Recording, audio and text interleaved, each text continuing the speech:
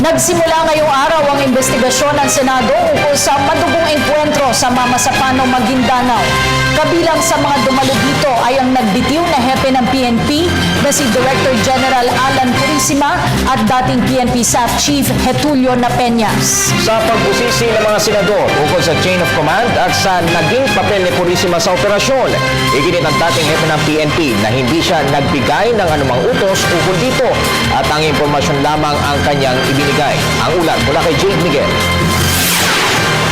Inumpisahan na ang Senate hearing ukol sa insidente na nangyari sa Mamasapanao na ikinasawi ng 44 na miyembro ng PNP staff.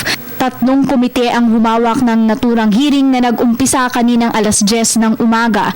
Pinangunahan ito ng komite kung saan namumuno si Senator Grace Poe. Ito ang Committee on Public Order and Dangerous Drugs.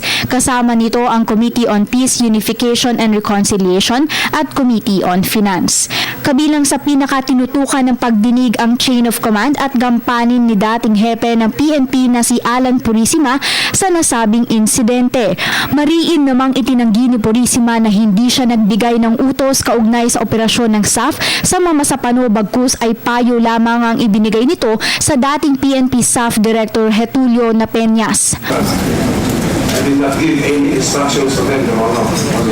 You did not participate in the meetings. I participated, I listened to the meetings, Your Honor. You participated by simply listening. Yes, Your Honor.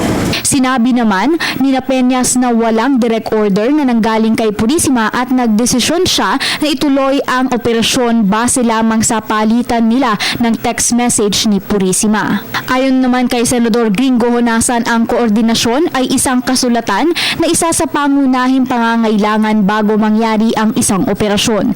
Dagdag ni Honasan na hindi lang ito verbal o nangyayari sa pagitan ng text message. Iginiit naman ni Purisima na wala siyang motibo ukol sa hindi pagsasabi kay AFP Chief of Staff General Pio Katapang at DILG Secretary Mar Rojas ukol sa naturang operasyon. There's no motivation, Your Honor.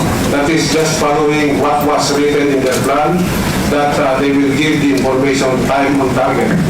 And that included me, Your Honor. Para sa Telebisyon ng Bayan, Jade Miguel.